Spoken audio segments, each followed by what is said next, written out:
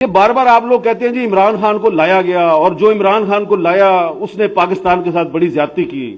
بالکل زیادتی کی, لیکن کبھی آپ نے سوچا ہے کہ عمران خان کو کیوں لایا گیا ہے؟ جی زعیم قادری صاحب بڑی زور دی سر لایا تسی.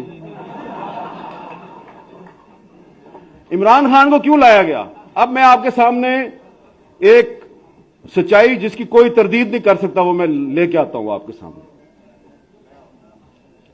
عمران خان کو اس لیے لایا گیا کہ اس کو لانا نہیں تھا.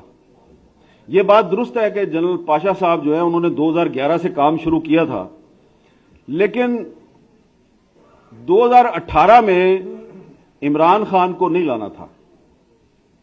2018 کے الیکشن سے کچھ ہفتے پہلے ایک میٹنگ تھی. اس میٹنگ میں تھے جنرل قمر جاوید باجوہ صاحب, اس وقت کے D G I S I general Naveed Mukhtar صاحب اور اس وقت کے ڈی جی سی جنرل فیض صاحب. اور اس میٹنگ میں بلایا گیا پتہ کس کو؟ شہباز شریف صاحب کو. اور شہباز شریف صاحب کو بلا کے یہ کہا گیا جی, پوچھا گیا یہ بتائیں جی کہ اگر آپ ملک کے وزیر اعظم بن جائیں تو آپ کی کیبنٹ میں کون کون ہوگا؟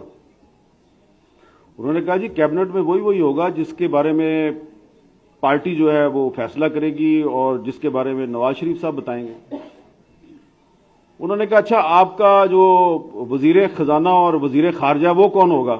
انہوں نے کہا جی پارٹی فیصلہ کرے گی اور نواز شریف صاحب بتائیں گے.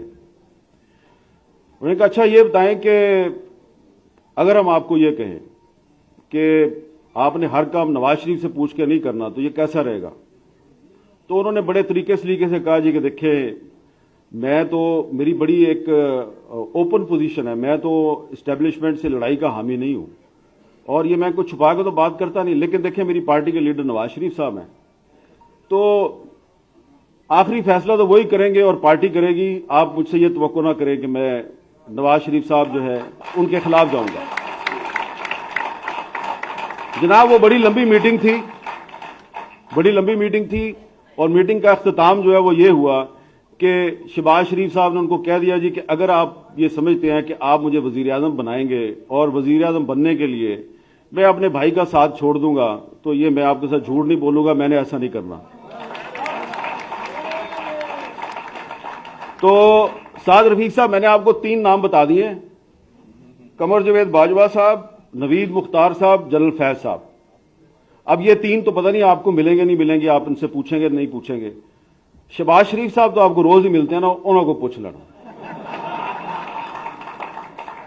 تو آپ جو بار بار ہر تقریر میں یہ کہتے ہیں کہ عمران خان کو جو لے کے آئے وہ بڑے غلط لوگ تھے اور بالکل غلط کیا انہوں نے, لیکن عمران خان کو پاکستان پہ مسلط کرنے کے ذمہ دار شہباز شریف صاحب بھی ہیں. اگر وہ انکار نہ کرتے تو وہ 2018 میں ہی وزیر اعظم بن جاتے, لیکن انہوں نے اس دور میں اورنگزیب عالمگیر اور دارا شکوہ کی جو کہانی ہے کہ بھائی کو بھائی سے لڑانے کی جو کہانی ہے اس کو رپیٹ کرنا مناسب نہیں سمجھا, بھائی کی پیٹھ میں خنجر گھونپنا مناسب نہیں سمجھا.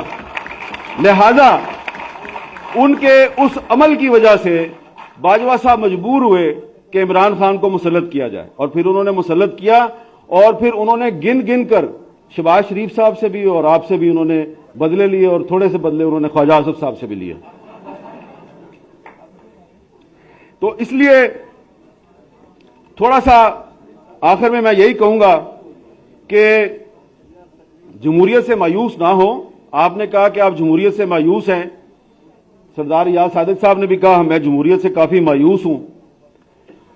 آپ جمہوریت سے مایوس نہ ہوں اس لیے کہ جمہوریت تو آئی نہیں, پہلے آپ جمہوریت پارٹی میں لائیں, پھر جمہوریت اسمبلی میں آئے گی, پھر مایوس ہو.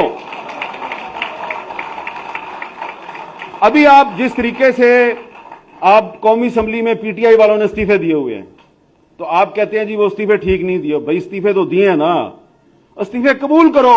استعفے قبول کر کے ان کے حلقوں میں بائی الیکشن کراؤ. بائی الیکشن جب ہو تو اس میں آپ حصہ ہی نہ لیں, کیونکہ انہوں نے خود الیکشن لڑنا ہے, پھر انہوں نے استعفیٰ دے دینا ہے, پھر الیکشن لڑنا ہے, پھر استعفیٰ دے دینا ہے. تو ان کو الیکشن لڑنے دو, بار بار استعفے دینے دو, آپ اپنا کام کیے جائیں, لیکن آپ غیر آئینی کام تو نہ کریں. میرا یہ خیال ہے, میری ناقص رائے میں, کہ جو قومی اسمبلی سے استعفے دیے گئے ہیں ان کو قبول کرنا چاہیے. استعفے قبول نہ کر کے آپ اپنی کمزوری دنیا پر آشکار کر رہے ہیں. اور پرویز الہی پنجاب کا چیف منسٹر ہے, آپ کو اچھا لگے یا برا لگے, گورنر صاحب جو ہیں ان کو یہ رائٹ نہیں ہے کہ ایک الیکٹڈ چیف منسٹر جو ہے اس کو آپ ڈی نوٹیفائی کریں. اس لیے عدالت نے اس کو نوٹیفیکیشن کو کینسل کر دیا ہے. اور پرویز الہی صاحب کو بھی چاہیے کہ اگر آپ کو گورنر نے کہا ہے کہ آپ اعتماد کا ووٹ لیں, تو بھائی جان اگر آپ کے پاس اکثریت ہے تو اعتماد کا ووٹ لیں. تو آپ اعتماد کا ووٹ نہیں لیتے تو وہ آپ کو ڈی نوٹیفائی کر دیتے ہیں. دونوں ہی غلط کام کر رہے ہیں آپ.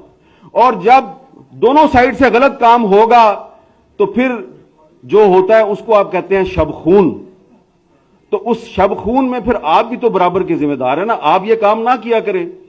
آپ پارٹی میں جمہوریت لائیں, صحیح لوگوں کو اسمبلیوں میں لے کے آئیں, تو یہ کام نہیں ہوگا کہ پھر لوٹوں کے پیچھے پھرتے ہیں آپ اور لوٹوں کو سیٹ دے دیتے ہیں آپ اپنی, اور اپنی پارٹی کے لائل کارکنوں کو کہتے ہیں کہ ان لوٹوں کو ووٹ دو.